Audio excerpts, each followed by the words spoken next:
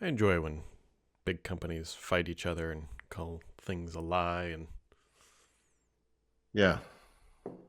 This is you're referring to the Qualcomm Intel thing. yeah, I did think I mean I wrote about it. Intel came out really strong. It hmm was you kind of wanted to give them the benefit of the doubt. The thing that cracks me up in a way is, people just kind of line up on stuff like there are people who are just like, Qualcomm's lying. It's like actually they're being very transparent on where they get the results from and how anyone can duplicate this. It's, where Intel very specifically was vague.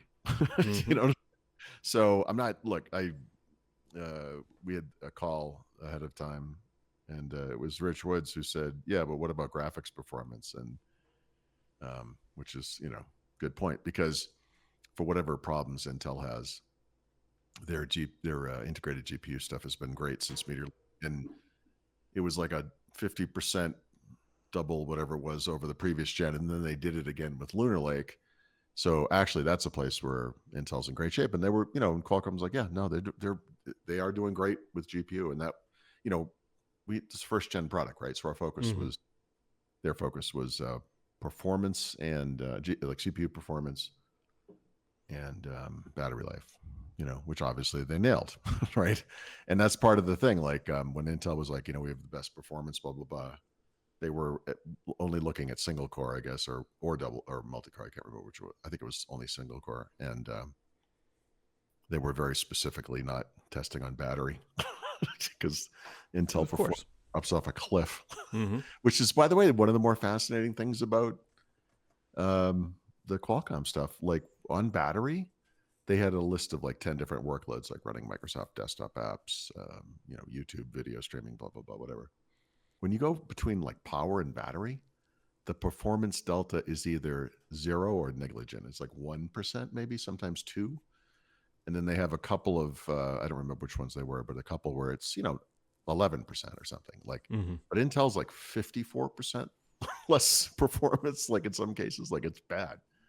So, yeah, I mean, I think it's fair to say Intel, especially, and AMD to some degree, although I think they were already in a good place, made some advances in the right directions with this chipset, but um, the war ain't over. And of course, I don't know what's going to happen this week. Like the Snapdragon event's happening right now, hmm and there was some stuff about computers, right? Guy from Windows was there. They had a Satya Nadella video, blah blah blah, whatever. But they didn't talk about any next gen chips, right? So I'm hoping and expecting there'll be some discussion of whatever Gen 2 looks like, right? So we'll see. The one thing I do hope, and credit to Intel where it is due, the gulf between Qualcomm announcing a chip and you being able to get into a PC device is Yep. the Grand Canyon. Intel It's announces, it's brutal. Yeah. yeah, Well, this Intel is right. announces like That's right. October, and then you're in Well, January. not to be a dick about it, but this is no. But the thing, again, I've been bringing this up lately because people just don't understand this part of the PC market. Intel was the 800-pound gorilla in the room for 20, 30 years, whatever. hmm They pay for this, so they pay big money. Like when Lenovo comes out with some goofy Aura edition, blah blah blah laptops, that's not because they're like, oh, these Intel things are great, let's do it. It's because Intel backs up a mountain of cash and dumps it on their building.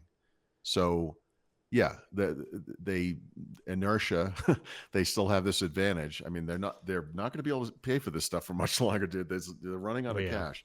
So, but this is what the Intel's playbook. I mean, I'm only a third of the way through this, but when you look at the history of Windows and ARM, and there were three distinct phases. The first one being, of course, RT and that stuff. Intel in every phase goes out of their way to make sure this thing never gets off the ground. Like, and they pay big money to PC makers to make sure at every step along the way that they don't ship anything based on this stuff. So that's one of the things that's really impressive about the Qualcomm stuff is they actually went out on all the major PC makers, multiple models, right? hmm But you could pick any of them. Pick the one that has the most. I don't know. It's probably Lenovo, I would imagine, maybe HP. compare the 4 to 6 models I have to the 127 or whatever it is on Right. Intel. Like, it's not because they're better, by the way. It's because of the history of the relationship, and inertia. But Intel, paid to play. It's and that Qualcomm said this. I mean, I think it was a year ago. They said, or maybe it was early this spring. They said something like, one of the bits of feedback we got from PC makers. You talked about this Grand Canyon thing. Was like, we got to pay them more, and that's maybe how they got it out the door the way they did. I don't know. I mean, I think that is actually probably how they got it. That's how much they could afford to pay. So Intel loses money on every Lunar Lake chip. So, good luck. It's just, it's crazy. Yeah, this stuff is fascinating to me, because we don't really. Did you ever meet? You probably didn't know Dave Calton. He might have been before your time, but he, a guy from Microsoft. He had a variety of excellent jobs at Microsoft. He did like competitive analysis. At one point, heavy focus on Apple, obviously in that day, and would report to Bill Gates about whatever was going on over there, et cetera. But he was talking about Dell, and at the time, I think Dell might have been the number 2 or 1 even PC. I don't remember the time. This is early 2000s, but he said he referred to the relationship between this company and Microsoft as, he said, let's just say these two companies deserve each other.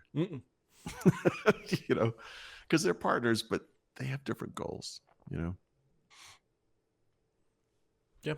Qualcomm's got the bankroll to do it. So yeah, they do. I mean, it's hard to. Inertia is a hard thing. It is. It's a very hard thing. It's going to hold back the PC, frankly. Although, I mean, obviously, if Intel and AMD can get it there, that's great, I guess. I don't know. Part of it, the other thing, too, but people may not consider is we've all probably at one point said, why haven't they made a Mac Mini ARM device, right? That seems like, well, they tried to, and then they canceled it because of whatever, blah, blah, blah, that dev kit. But that aside, yeah, the one thing that Intel can do, at least as of right now, is produce the chips, right? They have to. It's one thing to say, yeah, we're going to build an ARM box for a desktop, but then how are they going to produce the chips? They only have so much fab capacity that they buy effectively. And so it's like, where do you literally want to put your chips into a desktop PC or a laptop? This is the thing about Qualcomm, I guess I never quite understood. Qualcomm has wanted to break into this market literally since RT, right? And they were one of the 3 companies Microsoft was going to work with. They went out the door with NVIDIA, everyone knows, and then that was kind of the end of it. But who was number 3? Who was number 3? Texas Instruments. Yes, nobody ever remembers. Oh yeah, I was writing the history of this thing, man. I know. I know. I know you would know it, but most people forget Texas. Yeah, no one would remember the stuff. But same thing with Qualcomm. And Qualcomm at that time was not a big deal. Like, we didn't really know anything about this company. And in the wake of Windows 8, there was a 2 seconds of fame for like those 8-inch tablets, remember? And it was going to be Qualcomm that was going to do the 8.1 RT tablet. And that didn't go great, but that's didn't go good. Yeah. But it wasn't Qualcomm's fault. It was that the platform imploded, and Microsoft. I mean, they reined all that stuff in. Microsoft, the Windows team, the new Windows team at that point, had to kind of, I guess, wait for 10, right, to figure that out, and they had to do emulation. That was the big thing, right? Remember, that was the point. Like, they couldn't do that with the chips of the day in 2012, but flash forward to whatever that was, 2017, somewhere in there. Like, now we can. I mean, it's crappy, or now it's great. But I mean, at the time, it was really bad. Yeah, part of my brain always still wonders, too, if all that S-mode junk that never really did much of anything or anything else, was Microsoft more trying to force Windows down into a model that would work better on ARM rather than making ARM 100%. work better with a model? No, it was all, and you see that in Windows 11 too. It's and in 10X before it, right? The idea is, we gotta look. We're gonna have this legacy stuff in the back end. There's no way we're getting rid of this, but how do we isolate people from that as much as possible? Simplify the thing, make it more like a consumer electronics device. That's a lot of people on Throughout.com are saying, well, if Intel and AMD catch up, I mean, what's the point of ARM? It's like, what's the point of ARM? I'll tell you what the point is. It's reliability. actual efficiency. It's performance per watt. It's 12 hours of battery life, not 8 or 6. And it's this platform that is simpler at a hardware level, but also simpler at a software level, and doesn't have all that legacy cruft. So right now, Intel is working, and now I guess they're working with AMD actually to simplify x86 as an architecture. Excuse me, because there's all this stuff in the architectural necessity of this thing that they don't use anymore, but it's still in the design. It was nice It's that Intel and AMD finally made like an advocacy board or whatever for well, x86, and it was like, you really? understand why this happened, right? No, Because obviously, like this is not because things are going well.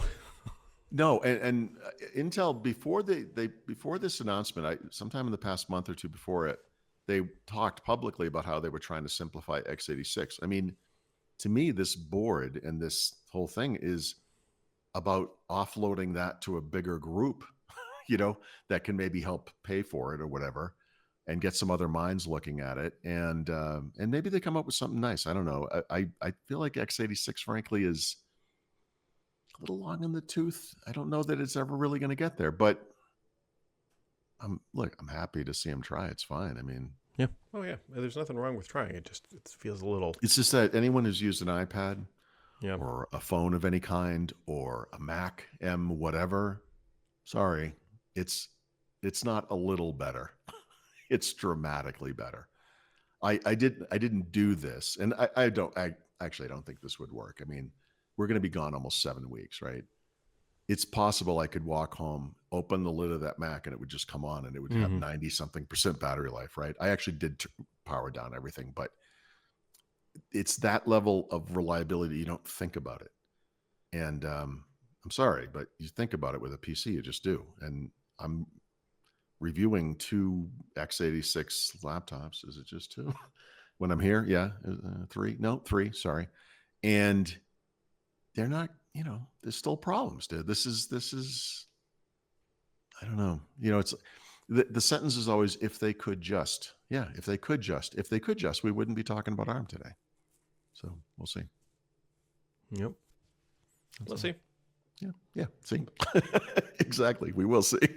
I mean, whatever happens, happens. But Yeah, we'll see if the sun comes up tomorrow. I wanted your daughter to cue in right there.